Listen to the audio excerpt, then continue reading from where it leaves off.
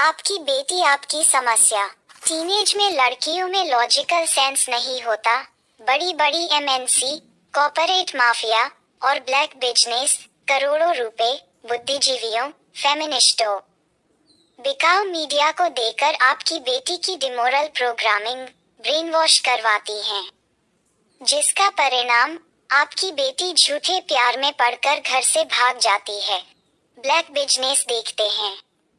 वेश्यावृत्ति, प्रोस्टिट्यूशन और sex slave के लिए लड़कियां चाहिए, मेडिकल एक्सपेरिमेंट और बंधक सरोगेसी के लिए लड़कियां चाहिए। अभी कई देशों, क्या भारत में ही, जैसे नागालैंड में ह्यूमन मीट, मानव मांस का ट्रेंड है, उसके लिए लड़कियां चाहिए। कई कंपनियां जैसे मैकडोनाल्ड्स अपने फूड प्रोडक्ट, बेकरी इननेट में मानव मांस उपयोग करती हैं, उसके लिए लड़कियां चाहिए। लड़कियां नशा नहीं करती, उनके सारे अंग ट्रांसप्लांट के लिए परफेक्ट होते हैं। अंग उत्पादन के लिए भी लड़कियां चाहिए। देशी पोर्न के लिए न्यूड्स और सेक्स क्लिप्स बनाने के लिए भी लड़कियां चाहिए। और यह पूरा स्टॉक प्यार में भागी हुई लड़कियों से पूरा होता है, जो लगभग 500 करोड़ का बिजनेस होता है। अब मेडिकल माफिया देखते हैं। आपकी बेटी अगर हैवी सेक्स करती है तो वियाग्रा, ऑक्सीटोसिन, कॉन्डोम, गर्भनिरोधक गोलियों की सेल्स बढ़ जाती है। अगर आपकी बेटी प्रेग्नेंट हो गई तो अवैध गर्भपात के बदले डॉक्टर मुहमांगी कमाई करेंगे। अगर हैवी डोज की वजह से एक्स्ट्रा ब्लीडिंग या अनीमिया हुई तब डॉक्टर मुहमांगी कमाई करेंगे। अगर पीबी कंटामिनेशन से स्थायी बांझपन या बच्चेदानी का कैंसर हुआ तो मेडिकल इंडस्ट्री आपसे जिंदगी भर कमाई करेंगे। मेडिकल इंडस्ट्रीज, स्त्री रोग विशेषज्ञ, कैंसर स्पेशलिस्ट, दवाइयों, इक्विपमेंट, स्टाफ सैलरी, गव टैक्स, सबकी कमाई प्यार के नाम पर शारीरिक अय्याशी करने वाली लड़कियों से ही होता है। अब पॉलिटिकल माफिया देखते हैं। जरा सोचिए, अगर आपकी बेटी के साथ अपराध, छेड़छाड़, बलात्कार, हत्या, अपहरण जैसी घटनाएं नहीं होंगी, तो फिर नेता चुनाव में महिला सुरक्षा के नाम पर वोट कैसे फिक्स करेंगे? चुनाव जस करीब आता है, महिला अपराध बढ़ जाते हैं, तो फिर नेता, महिला आयोग, बेटी बचाओ 1090 जैसी कागजी योजनाएं चलाकर करोड़ों कैसे कमाएंगे? चुनाव से पहले बलात्कार के बड़े वाले मुद्दे फिक्स और वोट फिक्सिंग के लिए ही होते हैं। अब बिकाऊ मीडिया देखते हैं।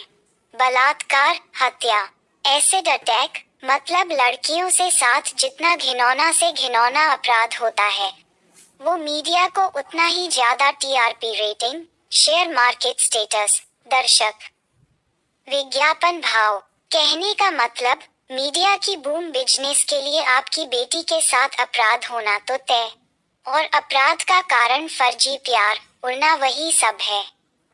वास्तव में आपकी जवान होती बेटी में 2500 करोड़ का बिजनेस है, और हर तरफ गिद्ध बैठे हुए हैं आपकी बेटी को आपसे दूर करके उसे अपने फायदे के अनुसार यूज करने के लिए।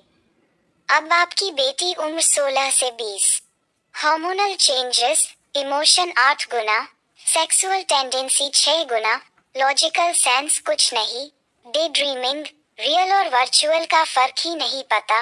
आपने उसको न दुनियादारी सिखाई, न लॉजिकल ज्ञान दिया, नहीं उसे धर्म और चरित्र का ज्ञान दिया। अब 24 घंटे आप अपनी बेटी के साथ तो रह नहीं सकते, लेकिन गिद्धों की नजर 24 घंटे आपकी बेटी पर रहता है कि कब वो आपसे दूर हो और कब वो प्यार के जाल में फंसाकर आपसे दूर करके उसको नोच नोच कर पैसा बना ले।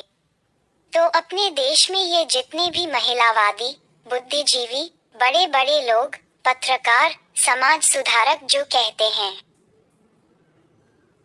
बेटी बचाओ, नारी सशक्तिकरण, लड़कियां ये कर सकती है, वो कर सकती है, उनको हक चाहिए, उनको प्यार करना चाहिए, उड़ना चाहिए, sex is just a physical need, जमाना प्यार का दुश्मन करते करते फिर घरेलू हिंसा, कन्या भ्रूण हत्या पर आकर आपको आपकी ही बेटी की लाइफ का विलेन बना देते हैं।